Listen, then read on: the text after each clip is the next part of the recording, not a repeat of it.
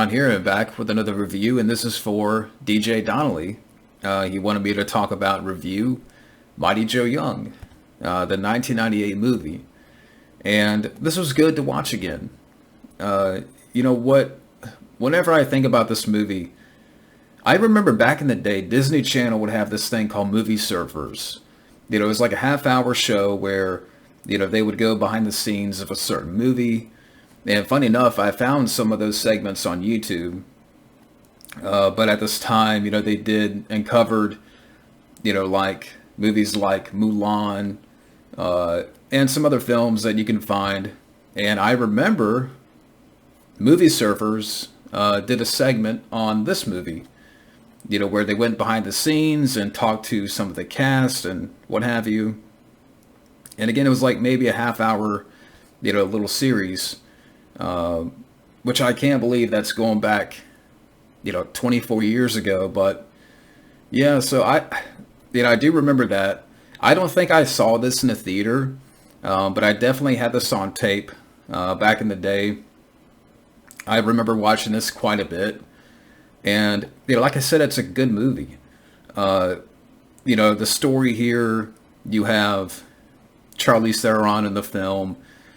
She plays this character, Jill Young, and her lifelong best friend is this 15-foot tall gorilla, Joe, and they have grown up together in the remote mountains of, Central Africa, and their peaceful existence is shattered by these poachers, which you see in the beginning, where they're poaching and, Jill's mom gets killed.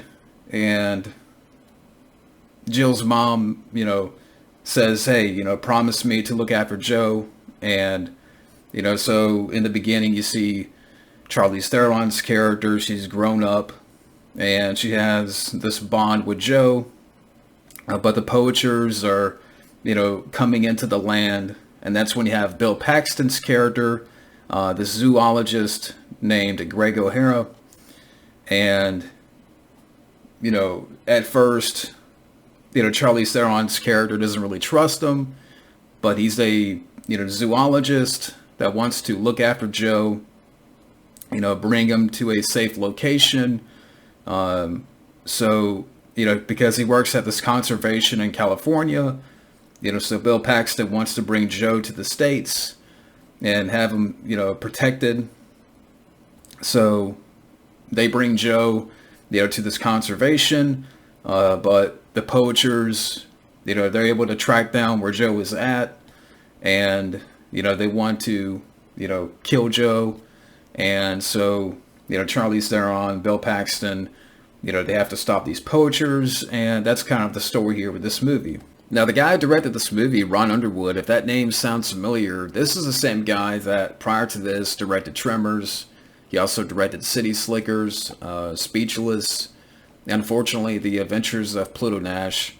And he's still directing. I mean, I looked at his IMDb, but lately it's been a lot of TV stuff. I mean, he directed some episodes of the Magnum P.I. reboot and so forth, okay, he's still directing, but, it's not like he's directing a lot of movies now. But, Ron Underwood, I would say my favorite of his is probably Tremors. And then after that, I would say City Slickers. So he is a capable director. And, the cast here, I mean, what makes this film work is the cast. Charlize Theron, I thought she was good in the movie. I liked the bond between her and Joe. And I do like Charlize Theron as an actress. I mean, as a person, I don't know. But she's been in other movies. I liked her in Monster. I still haven't seen Atomic Blonde, but I do have the Blu-ray. I still haven't seen Mad Max Fury Road. But, The Devil's Advocate, she's good in that.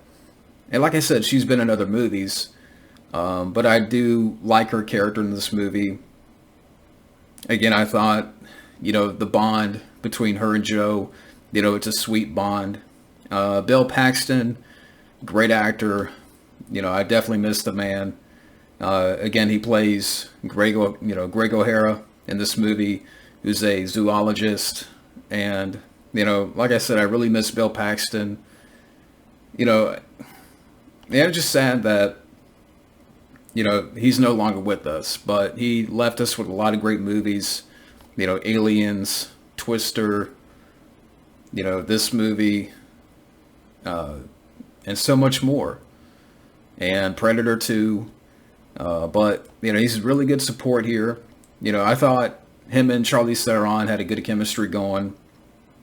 You know, where it was more about, you know, their friendship. Like, you know, they didn't really go into like a romance. You know, but, I mean, maybe they touch on a little bit, but again, it's more about, you know, Bill Paxton wanting to look out for Joe, and protect Jill. So, again, Bill Paxton, I thought he was good in the movie. You also have the main villain here in our film, the main poacher, played by, I'm going to botch this name, you know, Rad. Okay, I'm not going to even try, but, you know, he's done some other stuff. You also have his sidekick in the film, played by, I had his name right here. Yeah, played by Peter Firth. And this guy you've seen before. You know, he was in Life Force, The Hunt for Red October. You know, he's kind of the subordinate here in the movie to the main villain. You also have some other familiar faces here. You know, Regina King. You know, she's in the film as this, you know, zoologist. David Paymer. And so, you know, like I said, for the most part, the cast is good. I mean, and that's what makes, it's definitely a highlight of the movie. You know, again, it's about the bond between Charlize Theron and Joe, the, you know, rapport between Charlize Theron and Bill Paxton. It's a good rapport. And, you know, the villains are decent. I mean, the main villain, again, there are these poachers where you see them in the beginning for a little bit, and then they come back later, you know, fast forward 20 years later, and, you know, they hear about Joe, and now because also in the beginning, you know, Joe bites off the main poacher's, like, thumb and finger, you know, so he wants revenge, and he wants to get Joe, you know, capture Joe, and so that's where, you know, you get into the film, and they track him down in California. I mean, the main villain I thought was decent here. But again, for the most part, a good cast here. Another thing that I really liked about the film was the score. Really nice score by James Horner. You know, great special effects by Rick Baker, of course. And it says right here in my notes, because I wanted to throw some notes in, but in the film, Joe is portrayed by a creature suit performer, John Alexander, who wore a radio-controlled animatronic gorilla mask and full-body suit, you know, created by a special makeup effects artist Rick Baker and his crew.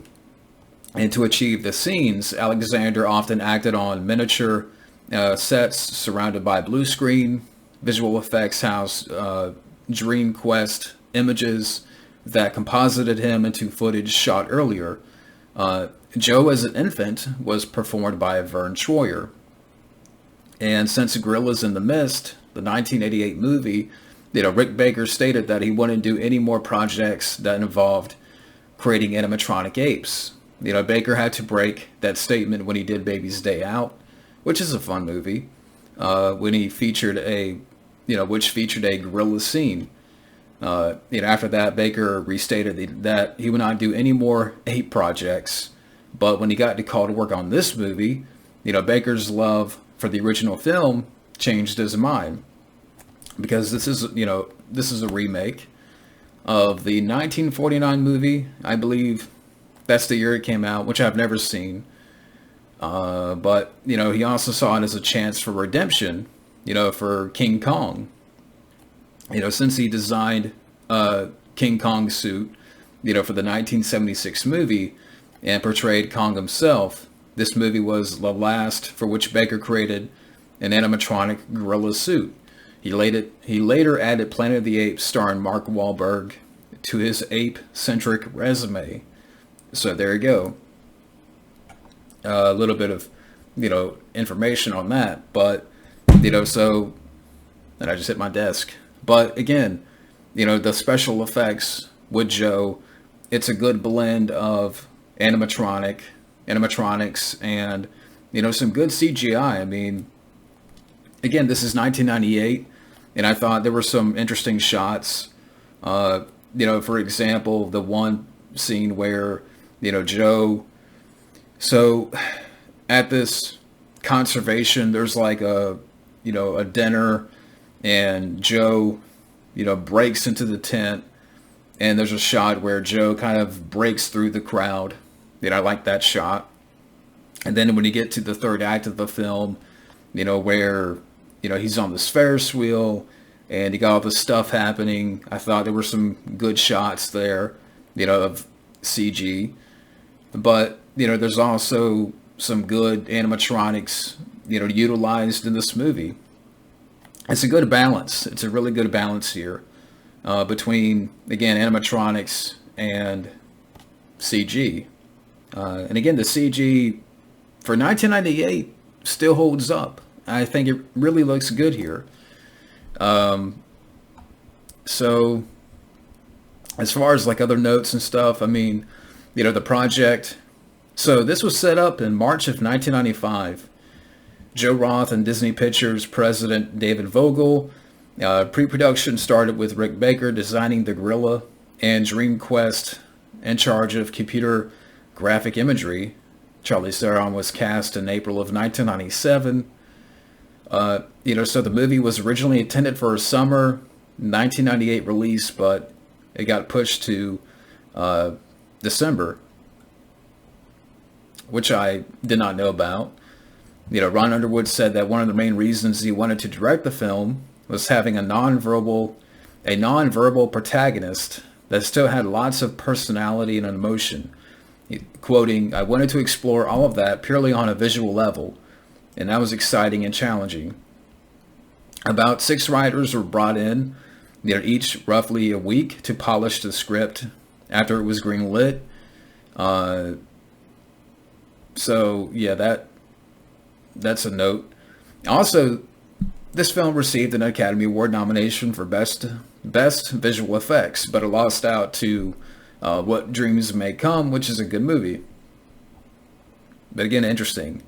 And also, too, I will mention, there's a cameo in the movie, from the star of the original Mighty Joe Young and the legendary stop-motion animator who did most of the original movie's animation.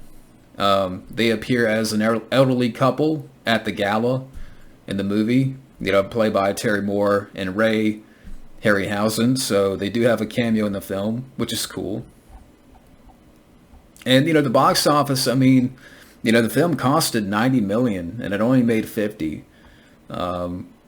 But from what I gather, a lot of the critics, liked the film. I think Roger Ebert gave it, 3 out of 4 stars. So, it even says right here, the best family movie of the year.